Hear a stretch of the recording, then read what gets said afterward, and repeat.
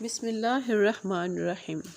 السلام علیکم میری بہنوں اور بھائیوں، آپ کو دا اسلامک ورلڈ میں خوش آمدید اور آپ کا دا اسلامک ورلڈ میں آنے کا بہت بہت شکریہ۔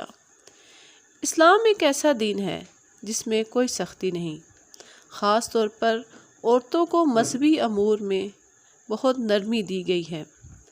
اکثر بچوں والے گھروں میں بحث ہوتی ہے کہ شیر خوار بچہ اگر کپڑوں پر پیشاب کر دیتا ہے تو غسل جائز ہے کہ نہیں، یا ان کپڑوں اور بدن سے نماز ادا کی جا سکتی ہے کہ نہیں۔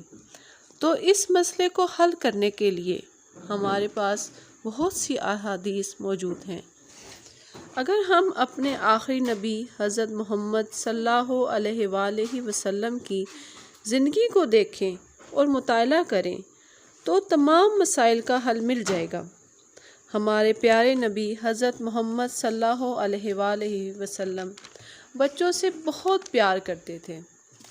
ایک مرتبہ حضرت ام قیس رضی اللہ تعالی عنہا اپنے چھوٹے شیر خوار بچے کو، جو ابھی کھانا نہیں کھاتا تھا، حضرت محمد صلی اللہ علیہ وآلہ وسلم کے پاس لائیں اور آپ نے اسے اپنی گود میں بٹھا لیا۔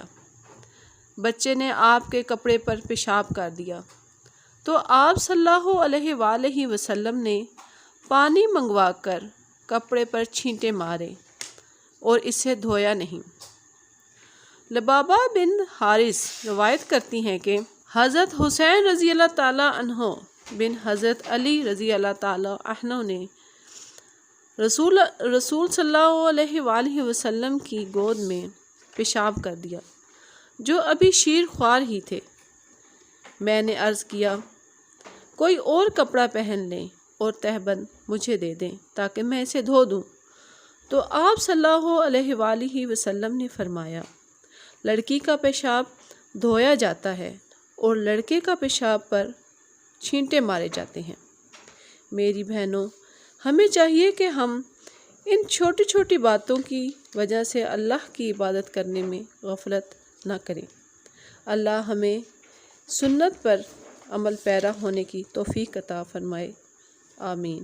اپنا اور دوسروں کا خیال رکھیے گا۔ اللہ حافظ۔